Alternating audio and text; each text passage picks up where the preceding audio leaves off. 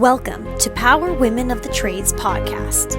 This show is all about breaking barriers and changing the game. Our guests will feature some of today's most successful female entrepreneurs and other advocates of our industry as well. Because if there's one thing we know for sure, female-led entrepreneurship drives change on multiple levels. We want to empower women in the trade industry like you so you can maximize your potential, stay balanced, achieve long-term success, and claim ownership over your life. Let's get started. That person I just didn't connect, and that's okay. Mm-hmm. At the end of the day, if you sit back and look at all the best practice groups, all the coaches, all the people teaching customer service, I pride myself on like how amazing our call center is and how great, and a lot of that is like bringing in past past skills, past my Best Buy experience, all of that stuff, and taking bits and pieces. But if you get to the root of it, everyone's teaching the same thing. You just got to grab your pieces from the person that you can understand it from the most. Nobody has, I think everyone, That's so good. There's so much gold in what you just said. Like when you're picking a coach, make sure whoever you pick, you can receive what they are giving, because Kathy could say something one way and whoever, and for some reason he says it and I'm like, I can't get this from you. It happens to me a lot. Just the way my brain works. It's like going to a doctor or a dentist or an eye doctor. You don't keep going to the doctor that you just can't stand. Right. And you're going to go to the person that you feel is giving you good information and true information. And that's not everybody. And I'm just a true believer. There's enough pie for everybody to go 100%. Around. And I'm not going to be weird about you saying, well, I'm going to go to her class, not yours. That's great. I hope you get amazing. If you can. Yeah. Because you're going to pick up nuggets from both. Yes. Or like you said, because I've sat through the same types of classes and listened to the same things. And then I walk away and I'm like, man, I understood it so much better then. But literally it was the same concept, because I think what happens is so many people, especially in the world of our social trades and social media right now, and we talk about that a lot on the podcast of just how the trades have evolved from social media, but everyone's screaming and saying, pick me, do this, I need this, do this, yada, yada, yada, yada, yada. And at the end of the day, if you really just pay attention, they're all talking about the same thing. Yeah. They really need to work better on just selling themselves and how they can teach you, instead of the silver bullet of what they think they want you to think you're going to give them. People are looking for silver bullets so bad. And where is it? And I had someone the other day. He says, I've narrowed it down to 3 people. Why you over them? And I said, I can't tell you about them. Right. I'm number one, I would never sad. badmouth anybody. Right. But number 2, I haven't used them, so it's not fair for me to speak to what they do. But I said, here's what I do. And here's what my team does. And my biggest thrill is Leslie's husband. We were on a Zoom one day, and you had to go do something, and he sat down in the Zoom, and I was on a Zoom with them probably a good hour or more. Yeah. Is this when y'all became best friends? Yes. And we got done, and he's like, you just made me not feel stupid. You put it in a language I can understand. And for me, that's the biggest compliment of all. Yeah, and I think you have to be with someone. What's amazing, and I know, like with Kelly, because you work with Kelly in our office a lot. One day she literally said, from one meeting to the next meeting, she said, who is this woman?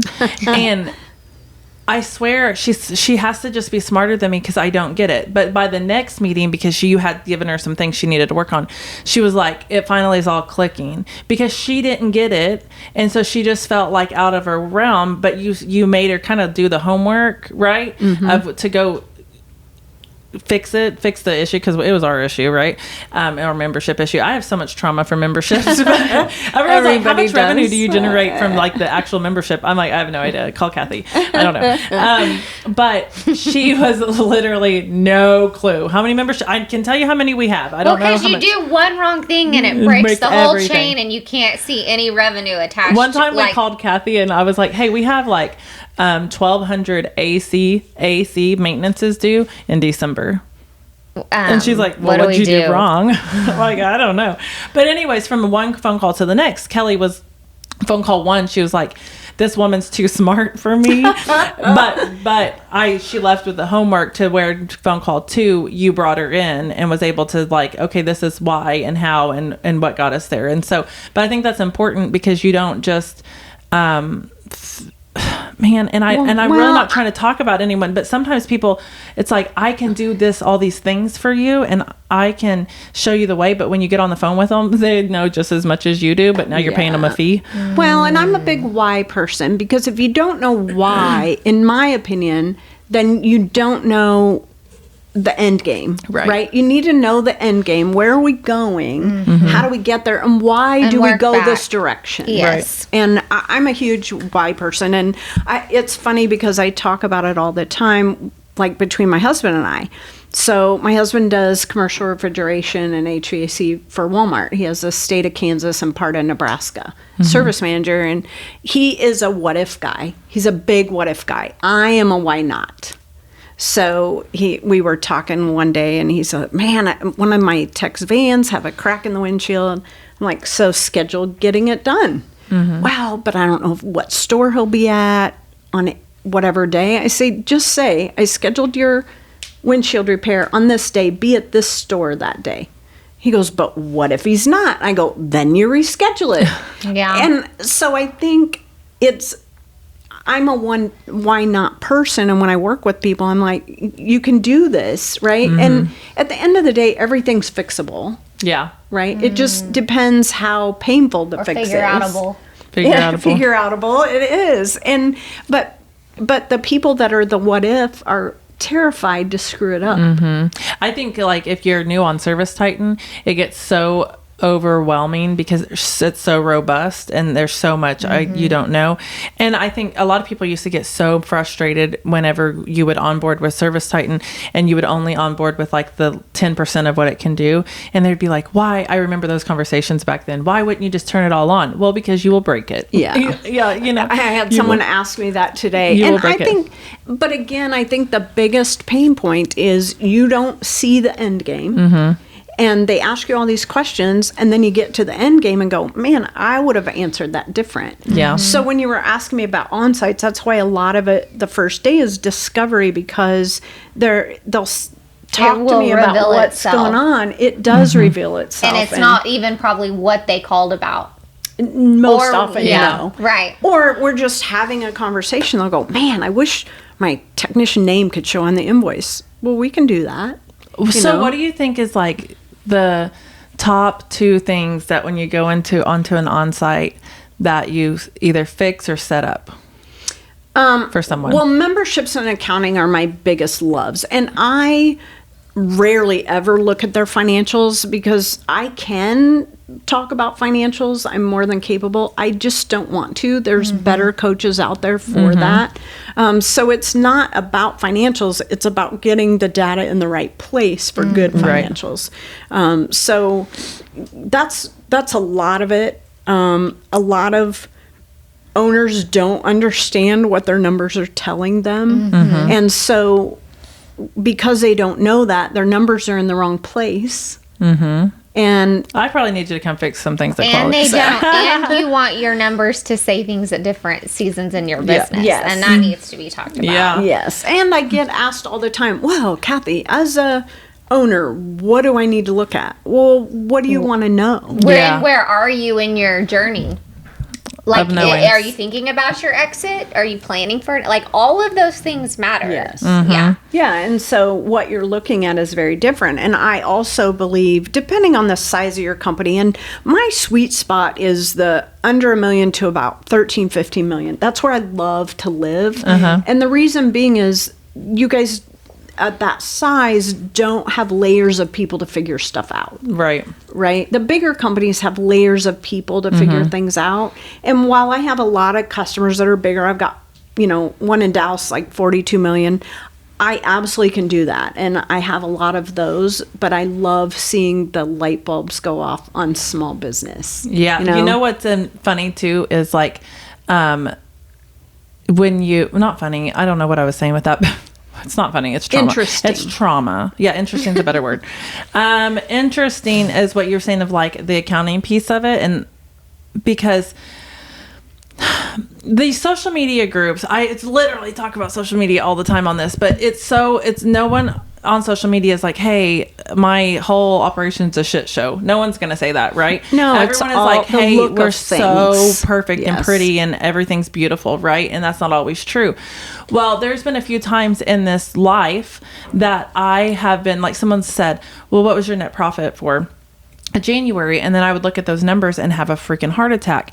Well, literally, quality, Cassie Pound, Cassie and Oscar, just this last year, this is just me being super vulnerable, started realizing that we had things that just weren't being applied to the right months. And one big thing was payroll was not being moved correctly. And so say we had like a amazing July, but the last week of July's payroll setting in August, so it skewed July off of August. You know what I mean? And so we were. Are you saying because it was cleared into QuickBooks, like in August? This one example happened recently. We paid on August 2nd. It was July labor. Yeah. I gotcha. And so it showed, we ran like a 22% net in July, and everyone's like, what'd you do? And I'm like, I don't know. Well, and a lot of months it bumps really along hot. and it evens out. Yeah. Right? And they always say it comes out in the wash. It does.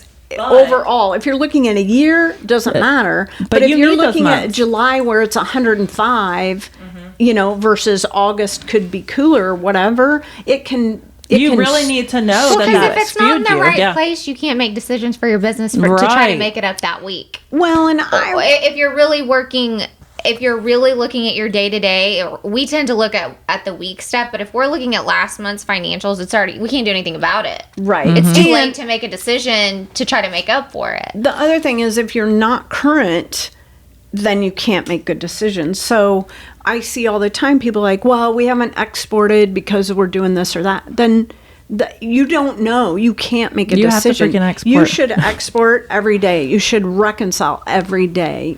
I think because sometimes in our office, Amy does our accounting stuff for us, and I'll say, hey, I really need these jobs exported over because I need the revenue to reflect over on QuickBooks. And she's like, well, I'm waiting for this and this. And I get it. But then you kind of like, okay, we'll just make an adjustment. For that. Adjustment invoice. Or there's configs or there's options. We need you. I already knew we needed you, but we do need you to come on. Well, we're booking an on-site. And like a lot of people think batching is an accounting function. And so I'm talking to them going, it's not an accounting function. All batching is saying, I've looked at this information, I agree with it. If I'm hiring somebody for accounting, I want them to be really freaking good at accounting.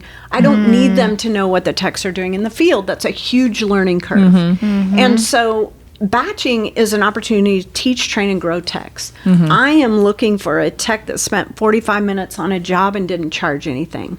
I'm looking for $0 invoices that there's parts associated. I'm looking for a repair that used parts that there's no part on there. Those are training opportunities. That's what batching is. It's not, is the invoice right? Yeah. Because by that time, it's too late anyway. Right.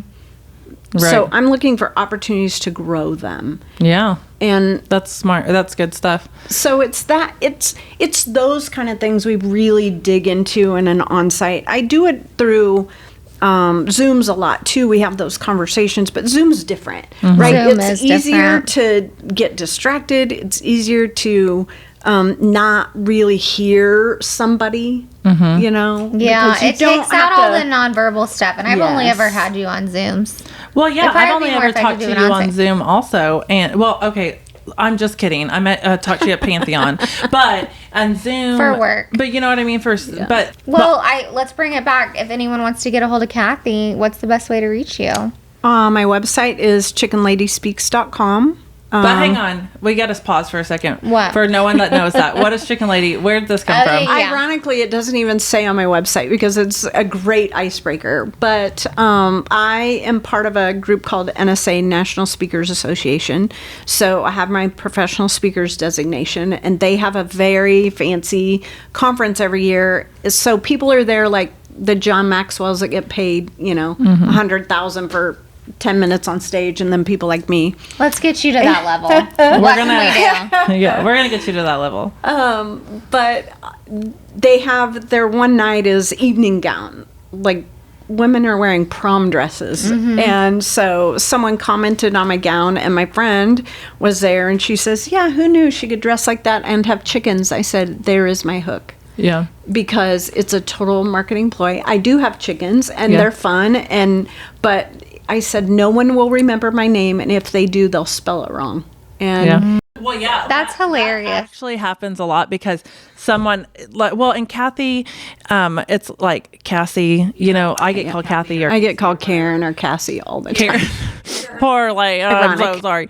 But it's funny because the Chicken Lady, I say that all the time. I'm like, we got to get the Chicken Lady. And I know your name, and Kelly knows your name, but now that's just, it makes more sense It works. to us. It works. It's sticky. It does. And you know me, I'm not a marketing person. That's not my gig. I don't even pretend for it to be, but yeah, it works. And then all my team, like Erin's a chicken wrangler because she manages our schedules, and Trisha's a chicken counter because she does accounting. And Oh, I love it. Yeah. That's awesome. Awesome. So chickenladyspeaks.com.